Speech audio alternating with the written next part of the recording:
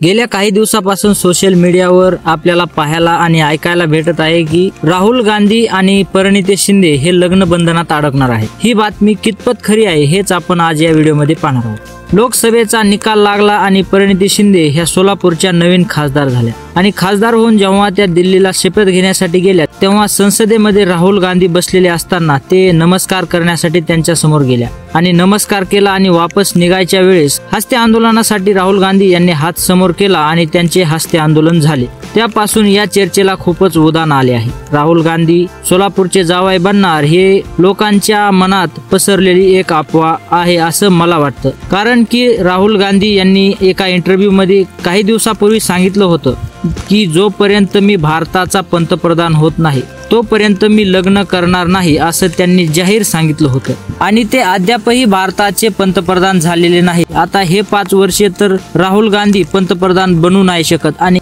हे 5 वर्षे गेल्यानंतर राहुल गांधी पंतप्रधान होऊ शकतात आणि तिथून पुढे मग राहुल गांधी लग्नाचा विचार करू शकतात। तोपर्यंत परिणिती शिंदे आणि राहुल गांधी यांच्या लग्नाचा कोणताही विषय झालेला नाही आणि ही एक सोशल मीडियावर पसरलेली अफवा आहे। तर तुम्हाला या दोघांविषयी काय वाटतं हे आम्हाला कमेंट बॉक्समध्ये नक्की कळवा। भेटूयात पुढच्या व्हिडिओमध्ये, तोपर्यंत जय महाराष्ट्र।